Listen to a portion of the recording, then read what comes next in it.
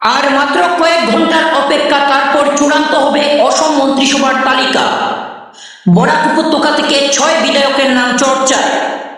অসমের মন্ত্রিসভায় বরাক থেকে কোন কোন বিধায়ক পাচ্ছেন মন্ত্রিত্ব?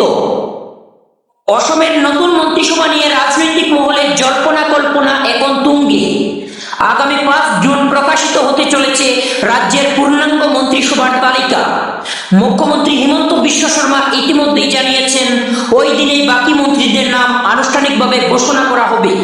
উল্লেখ্য, গত 12 মে 2026 তারিখে ডক্টর হিমন্ত বিশ্ব শর্মা টানা দ্বিতীয়বারের মতো অসমের মুখ্যমন্ত্রী হিসেবে শপথ গ্রহণ করেছেন।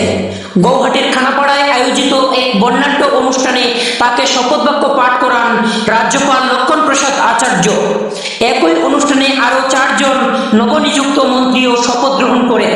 তবে মন্ত্রিসভার বাকি সদস্যদের নাম এখনো ঘোষণা করা হয়নি। রাজনৈতিক সূত্রের খবর, এবারের মন্ত্রিসভায় অভিজ্ঞ মুখদের পাশাপাশি কয়েকজন নতুন বিধায়ককেও সুযোগ দেওয়া হতে পারে। ফলে বরাক উপত্যকা থেকে কারা মন্ত্রিত্বের দায়িত্ব পেতে পারেন তা নিয়ে শুরু হয়েছে ব্যাপক আলোচনা। বরাক উপত্যকার প্রাক্তন 2 মন্ত্রী কৌশিক রায় ও কৃষ্ণেন্দু পালের পুনরায় মন্ত্রী হওয়ার সম্ভাবনা প্রবল বলে মনে করা হচ্ছে। পাশাপাশি সম্ভাব্য মন্ত্রীদের তালিকায় উঠে আসছেন কাটিকোড়া বিধায়ক কমলাক্ষ দেব পুরকায়স্থ, শিলচরের বিধায়ক ডক্টর রাজদীপ রায়, হাইলাকান্দির বিধায়ক ডক্টর মিলন দাস এবং রামকৃষ্ণনগরের বিধায়ক বিজয় মালাকারের নাম।